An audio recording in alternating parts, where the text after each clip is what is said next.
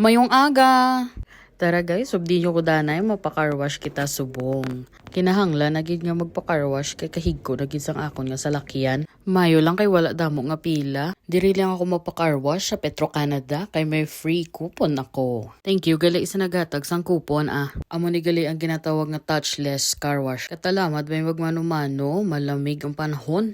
Ariya nga drive-thru ka lang, tapos na limpyo na yung salakyan. Diyan hindi gid nga kuon mga limpyo-limpyo, blaw. Mabuhay na lang malang higko sang salakyan.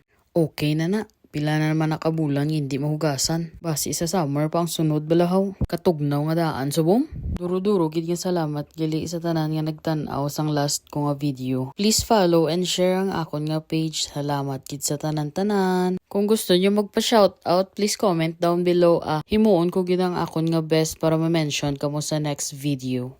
Habang ginaobra ko ni ang voice over flower, wala na ko kabalo ka ano ako ni hambal.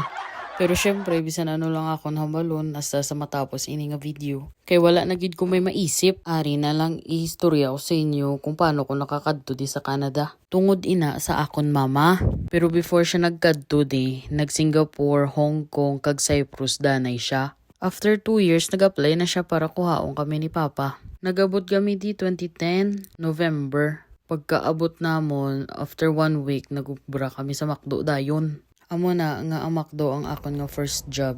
Nakapuli na ko sini. Gapangita ko sang lutoon ko for lunch. Amo na lang niya nga akong ginluto. Egg, talong, kag fried pork belly ah. Tara kaon ta.